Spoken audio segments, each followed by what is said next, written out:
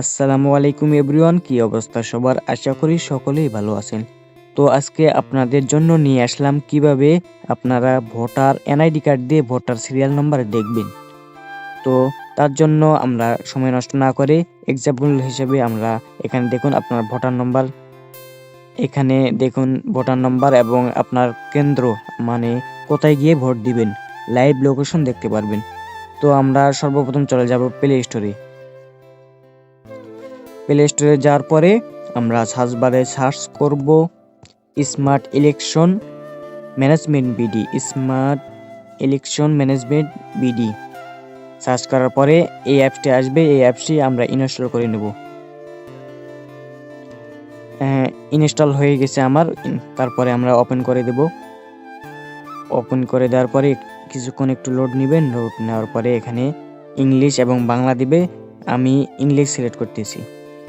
এই যে দেখুন এখানে এই 13তম জাতীয় সংসদ নির্বাচন লেখা আছে, এখানে আমরা ক্লিক করব।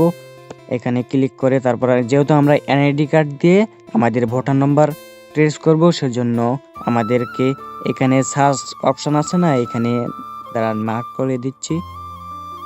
এই নিচে সার্চ অপশন আছে, এখানে আমরা ক্লিক করব। তো এখানে ক্লিক করার পরে উপরে আমরা এনআইডি নাম্বার দেব। আপনাদের এনআইডি নাম্বার এখানে দিবেন। হ্যাঁ, আমার এই এনআইডি নাম্বার দিয়ে দিছি। নিচে আমরা ডেট অফ বার্থ দিয়ে দেব আমাদের। তো আমাদের জন্ম তারিখ দেওয়া শেষ। আমরা সার্চ অপশনে ক্লিক করব। তো সার্চ অপশনে ক্লিক করার পর এখানে দেখুন আমাদের ভোটার নাম্বার এবং সেন্টার সব কিছু চলে আসছে।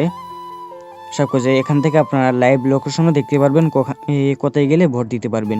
তো আমরা এখানে ডিস্ট্রিকশন এখানে ক্লিক করব।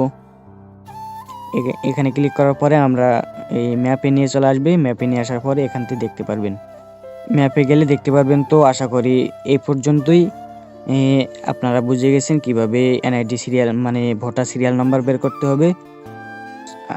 আজকের জন্য টাটা, বাই বাই, দেখা হবে পরের ভিডিওতে। আল্লাহ হাফেজ।